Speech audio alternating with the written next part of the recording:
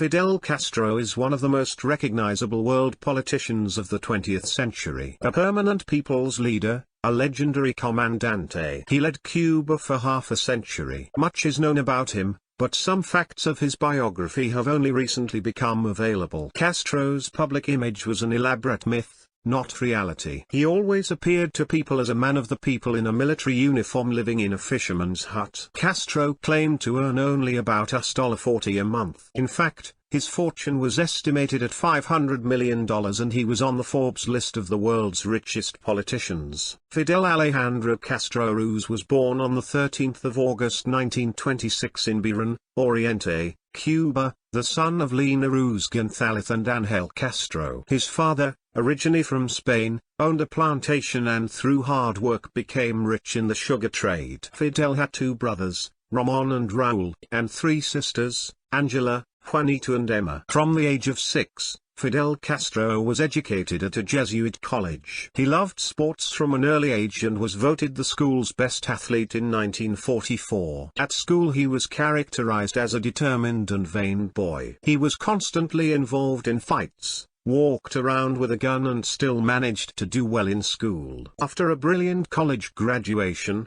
Fidel decides to study law at the University of Havana, where he eventually enters revolutionary circles. After graduation, Fidel starts working as a lawyer, in particular as a pro bono lawyer for the poor. Fidel became a fierce enemy of the regime after Batista's military coup on the 10th of March 1952. He sharply criticized the dictatorial rule of the pro-American leader, who first came to power in 1933 in a similar coup. Under his rule, Havana became a gambling city where prostitution was rampant and the American mafia ran rampant. On the 26th of July 1953, Fidel Castro organizes an armed attack on the Moncado barracks in Santiago de Cuba, the second largest barracks in the country. The aim is to occupy the army barracks, seize weapons and then call on the population by radio to support the struggle against Fulgencio Batista. However, the attack on the Moncado barracks fails. 1/3 of the more than 100 revolutionaries are arrested, tortured and killed. Fidel manages to escape to the Sierra Maestra,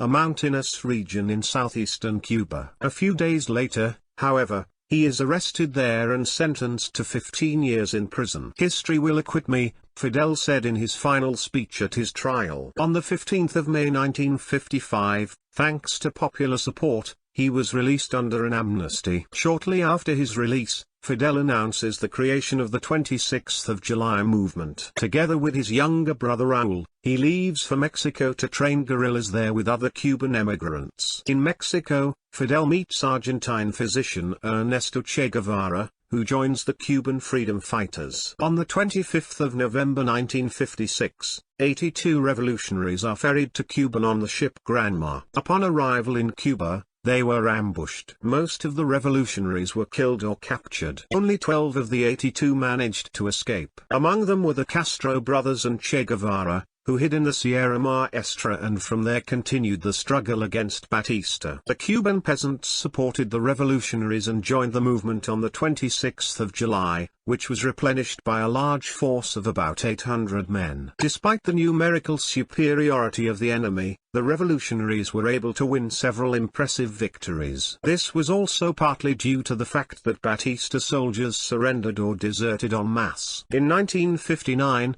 Fulgencio Batista fled Cuba and Fidel Castro came to power at the age of 32. On the 16th of February 1959, Fidel Castro becomes Prime Minister of Cuba. The new government begins trials of Batista supporters and counter-revolutionaries, who are then executed. In addition, Fidel expropriates all American companies and divides large tracts of land among the peasants. Washington responds by banning imports of Cuban sugar. Fidel decides to turn his attention to the Soviet Union and enters into defense and trade agreements with it, including oil imports. As a result, relations between Cuba and the United States become worse than ever, and the U.S. subsequently breaks off all diplomatic relations with Cuba. In 1961, they imposed a trade embargo, which is still in effect today. It was only under US President Barack Obama that the embargo was somewhat relaxed. On the 17th of February 1961, the Americans attempt to overthrow Fidel Castro. About 1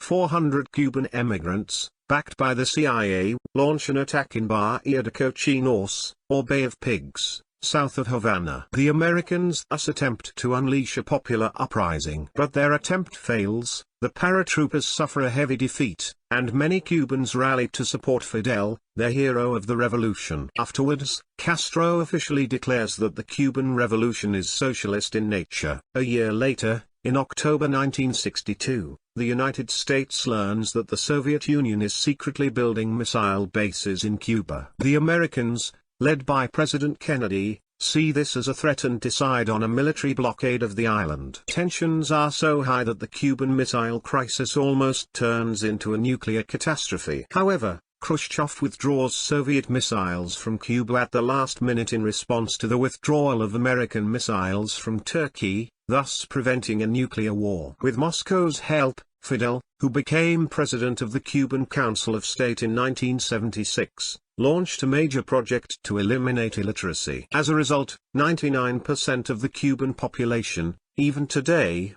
can read and write. The Cuban leader also introduces reforms in education and health care, which have become accessible to all. The revolution has reduced poverty, increased education and increased the life expectancy of the average Cuban. Fidel also went down in history as an undeniably brilliant orator. He could speak for hours, keeping the audience in constant tension. His speech to the UN on the 29th of September 1960 lasted 4 hours and 29 minutes and entered the Guinness Book of Records. The Communist Party of Cuba is the only authorized political party. All newspapers, radio stations and television channels are under state control. The Ministry of the Interior keeps a file on all Cubans, noting every offense. Anyone who criticizes the Cuban government risks arrest. Cubans therefore live in constant fear of whistleblowers. However, with the collapse of the Soviet Union in 1991, financial and political support from Russia disappeared and Cuba plunged into a deep economic crisis. More than ever,